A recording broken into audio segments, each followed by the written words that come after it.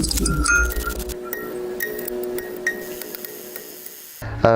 avy amin'ny lafiny mamako zany no saika ny kabary daholo zareo rehetrarehetra any ambanivohitra be any Akaratra any. Tamin'ny faha-efa taonako izay ataoko hoe mbola tsy tonga saina akory ary aho tamin'izany zany, dia ny mamako no nitantara, mbola misy kasety anankiroa ao an-trano misy feoko n'enregistré ny mamako tamin'izany zany zaho mikabary. Tsy mbola nianatra kabary na indray mandeha tamin'izany efa taona zany, fa 12 taona taty aho vao nisy naka nandeha nikabary am-panambadiana voalohany.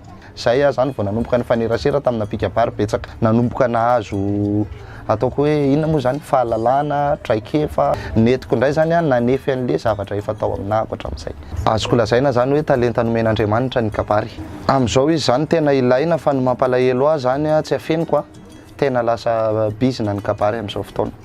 Be dia be loatra ny mpikabary izay milaza azo mpikabary. Ny antony izay ny ataoko hoe tsy hiambo mahay no iza, fa raha apetrakatsika tsara zany hoe kabary zany tenin'Andriamanitra zany. Tokony hoe ianao le mpikabary misy aloha ny fitaratra amin'ny lafiny rehetrarehetra, fantatro amin'ny atsipiriany ny zavatra teneninao.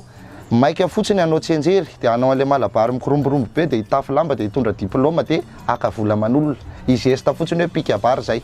Dia tsy ao tsony le asina, lasa tsy mipetraka tsony le fomba tena mahakabary ny kabary, zany hoe le tena fomba gasy. Fa dia hoeto fotsiny anditra sy totonombobory amin'izay mahafinaritra azy. Ho ahy manokana zany izy dia afaka miteny ary isahako no miteny hoe tompony le izy satria amin'ny mahatalenta azy aloha dia izay ny tena tompony voalohany. Amin'izao manko izy koa lasa ianarana. Raha ny tena marina antsika malagasy voajanahary ao anatintsika ny fandaharatenany satria tsika zanak'Andriamanitra.